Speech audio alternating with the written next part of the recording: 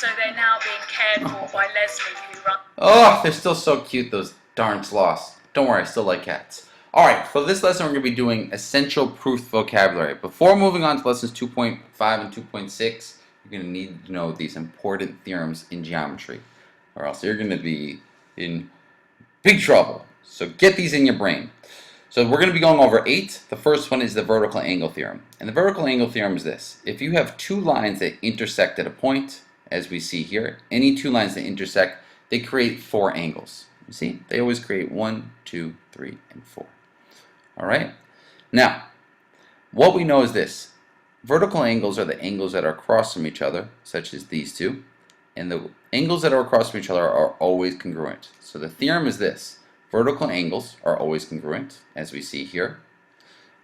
And so, what we would say is this. If someone were to say to you that AE and CD intersect at point B, you would know that vertical angles are created, as we see here, and that those two angles are congruent. So let's write our conclusion. The conclusion is, based on this statement, that the two lines intersect, is that you have these two vertical angles, an angle ABC. Remember, I'm using 3 letters. ABC is congruent to angle DBC.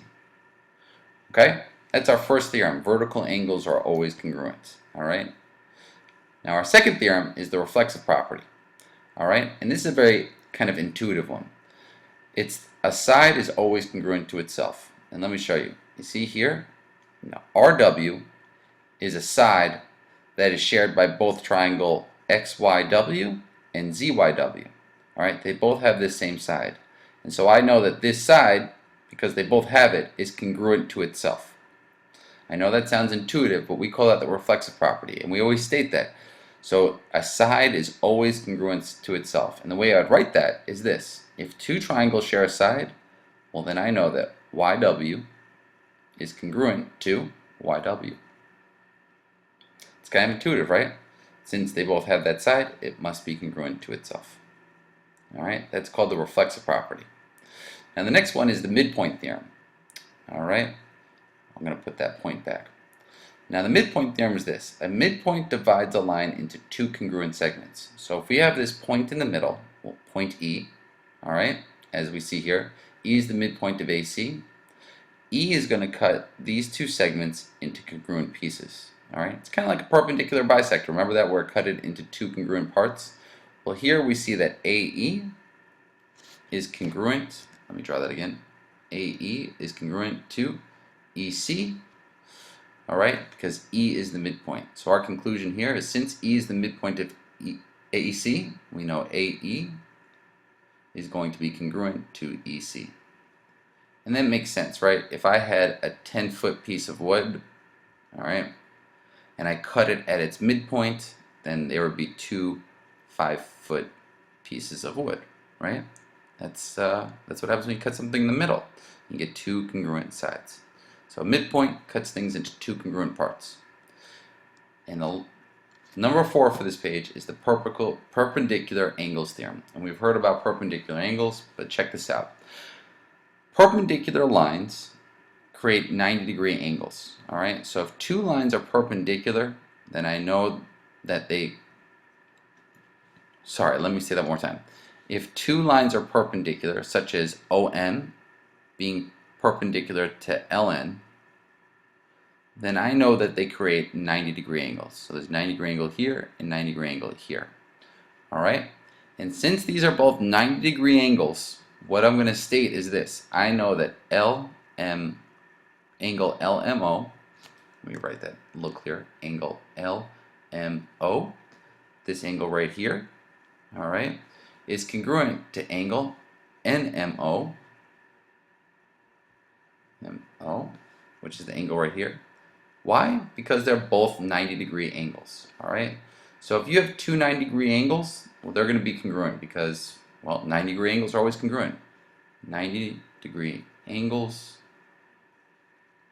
are always congruent. We're going to just write that fact there. So we have 2 90-degree angles here. Those 2 angles are congruent because they're 90 degrees.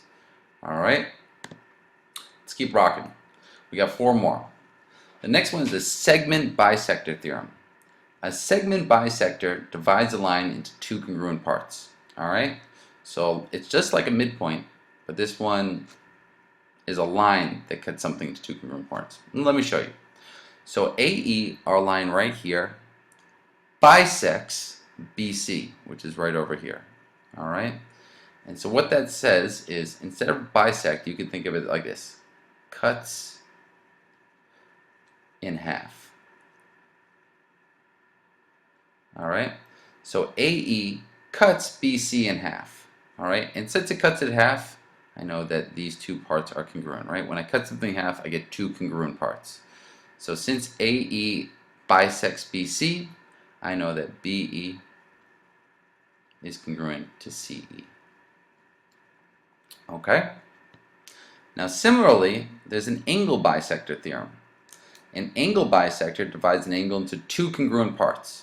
All right? So once again, AE is our bisector, but in this case, instead of dividing a segment, it bisects angle BAC. So AE, which is this line, bisects angle BAC. And so this line right here cuts this angle into two congruent parts. See, this whole angle, angle A, which was the big one, gets cut in half into these two congruent pieces.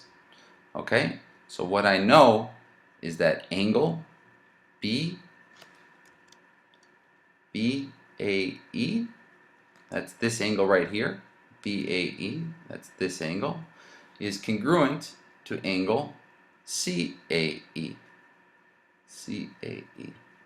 Alright, and that's this angle right here. And let me just show a little bit of a side example, just in case you need another example. Let's once again draw an angle. Okay, so here's my angle. Let's say it's 100 degrees. Okay, I'm just going to say that this is a 100-degree angle. Alright, now let's draw a bisector. Okay, this line AE again, let's call this AE, bisects our whole angle, so it cuts it into two congruent pieces. Alright, AE is once again the bisector. Now, because it bisects it, if the whole thing was 100, that means it gets cut into two 50-degree angles, right? And so if it gets cut in half, this is 50, this is 50, and that means the two angles are congruent. Alright, so an angle bisector just cuts an angle into two congruent pieces. Okay, our last two definitions. This one is a median of a triangle. A median of a triangle is this.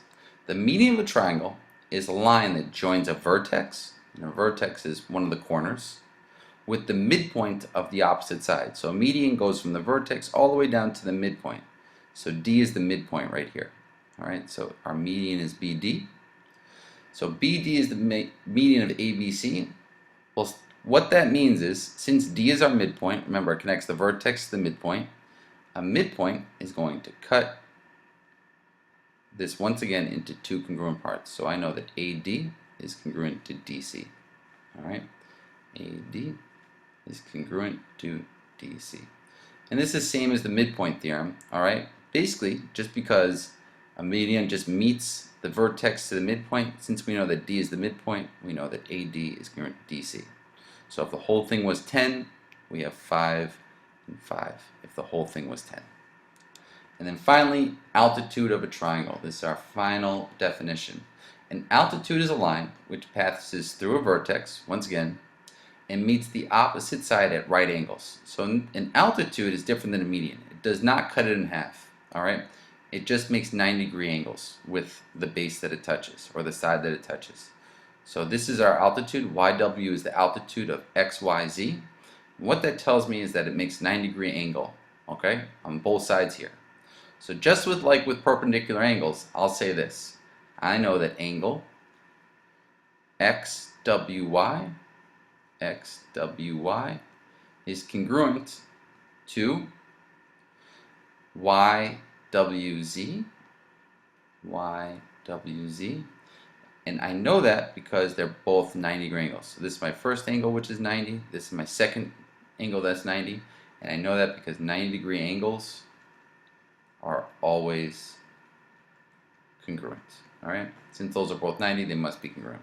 And that's your 8 definitions.